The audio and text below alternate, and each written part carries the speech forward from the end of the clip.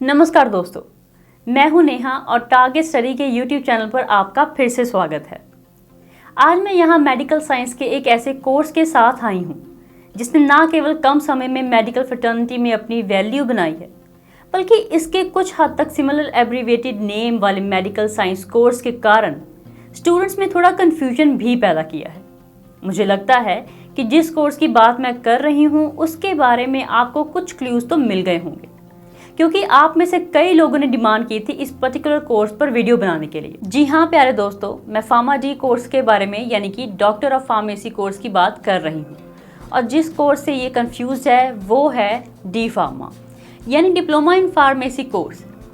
इस वीडियो में मैं आपको फार्मा डी कोर्स के बारे में हर माइन्यूट डिटेल बताने की कोशिश करूँगी। अब जैसे कि फार्मा डी कोर्स एग्जैक्टली होता क्या है, फार्मा डी कोर्स में एडमिशन के लिए एलिजिबिलिटी कंडीशंस क्या हैं, फार्मा डी कोर्स का सिलेबस, फार्मा डी कोर्स में एडमिशन कैसे लें, फार्मा डी कोर्स करने के लिए टॉप इंस्टीट्यूट्स का फीस स्ट्रक्चर, इस कोर्स को करने के बाद कैरियर प्रॉस्पेक्ट्स और जॉब प्रोफाइल्स, और फार्मा डी डिग्री होल्डर्स की एक्सपेक्टेड सैलरी या पे पैकेजेस इत्यादि। लेकिन फार्मा डी कोर्स के बारे में बताने से पहले मैं आपको डी फार्मा और फार्मा डी कोर्स में डिफरेंसेस क्लियर कर देती हूँ। डी फार्मा और फार्मा डी कोर्स में बहुत ही बड़ा डिफरेंस है, क्योंकि डी फार्मा 2 साल का डिप्लोमा लेवल का कोर्स है जहां आप फार्मेसी की बेसिक कंसेप्ट की स्टडी करते हैं और वह केवल भारत में ही एक्सेप्टेड है, जबकि फार्मा डी 6 वर्ष का डॉक्टरेट लेवल कोर्स है जहां आप फार्मेसी की इन डेप्थ स्टडी करते हैं और इसे दुनिया भर में स्वीकार किया जाता है। तो चलिए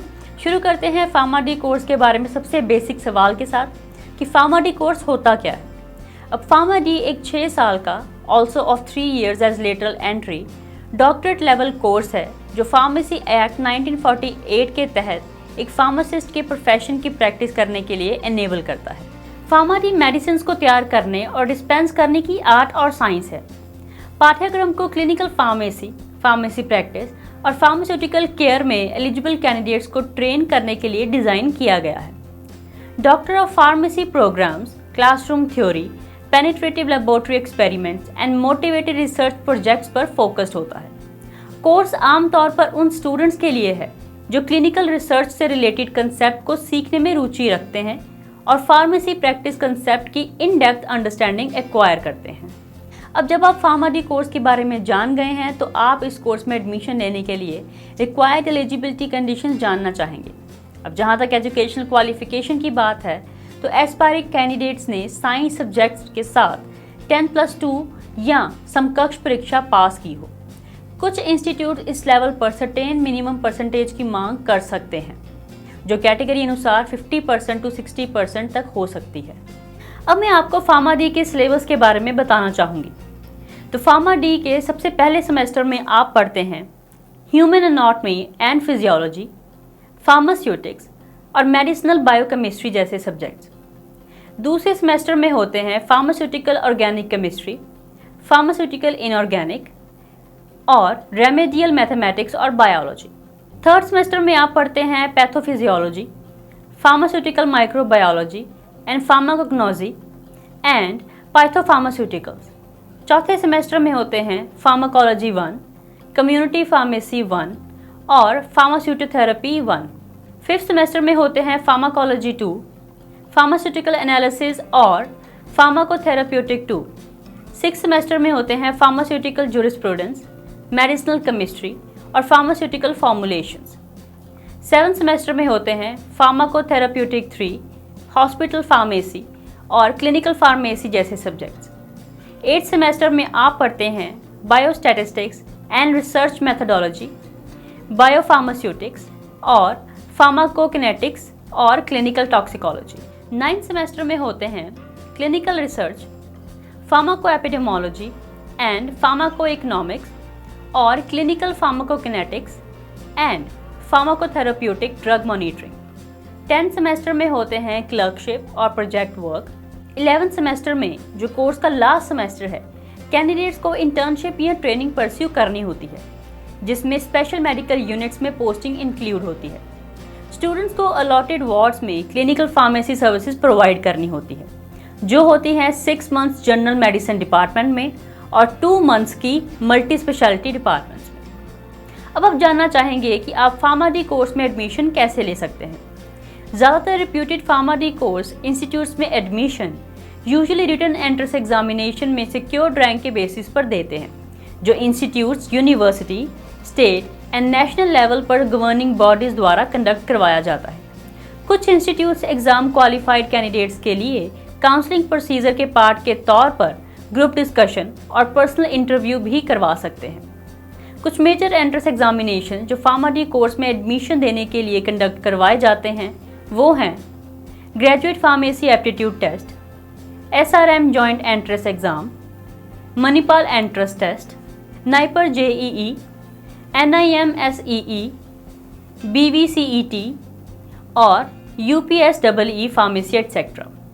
इन एंट्रेंस एग्जामिनेशंस के अलावा कुछ इंस्टीट्यूट्स का अपना एडमिशन क्राइटेरिया होता है जो क्वालिफाइंग एग्जामिनेशन में कैंडिडेट स्कोर के बेसिस पर एडमिशन देते हैं।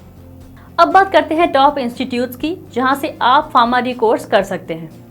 अगर आप गवर्नमेंट और पब्लिक इंस्टीट्यूट्स में जाना चाहते हैं तो आप जा सकते हैं government college of pharmacy Aurangabad Maharashtra, government college of pharmacy Amravati, government college of pharmacy Amritsar Punjab और अन्नामलाई यूनिवर्सिटी अन्नामलाई नगर जैसे इंस्टीट्यूट्स में।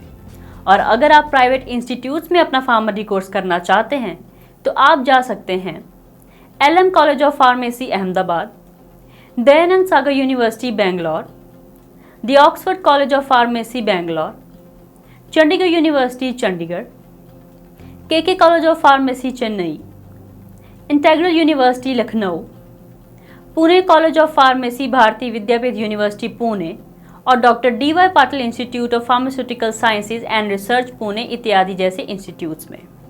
अब जान लेते हैं फार्मा डी कोर्स के फीस स्ट्रक्चर के बारे में।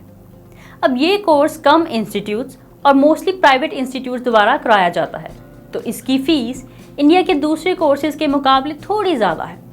तो अगर आप गवर्नमेंट फार्मेसी इंस्टीट्यूट में कोर्स करते हैं तो आपको फ़ीस देनी पड़ सकती है कुछ 60,000 से 1 लाख रुपए पर एनम तक, और वहीं प्राइवेट कॉलेजेस में इसकी फ़ीस हो सकती है 2 लाख पर एनम से 4 लाख या इवन 5 लाख पर एनम तक। अब आप जानना चाहेंगे फार्मा डी कोर्स कंप्लीट करने के बाद इसके कैरियर प्रॉस्पेक्ट्स और जॉब अपॉर्चुनिटीज़ के बारे में। फार्मेसी एक मेडिकल साइंस के इंडिपेंडेंट ब्रांच की तरह एस्टैब्लिश हुई है जो मेडिसिनल ड्रग्स और फार्मास्यूटिकल्स के सभी एस्पेक्ट्स में डील करती है। Pharma D degree academics, management, research and administration जैसे एरियाज में national and international employment opportunities provide करती है। कुछ प्रोमिनेंट एम्प्लॉयमेंट जिसके लिए आप जा सकते हैं वो हैं pharmaceutical company, health care centres, health care industries, retail outlets, private and government hospitals, franchisee and retail outlets, college और यूनिवर्सिटीज़ और सेल्फ एम्प्लॉयमेंट इत्यादि। कुछ पॉपुलर जॉब प्रोफाइल जो successful pharma D degree holders को ऑफर की जा सकती हैं वो हैं clinical pharmacist, drug inspector, analytical chemist, researcher और रिसर्च साइंटिस्ट और मेडिकल राइटर इत्यादि।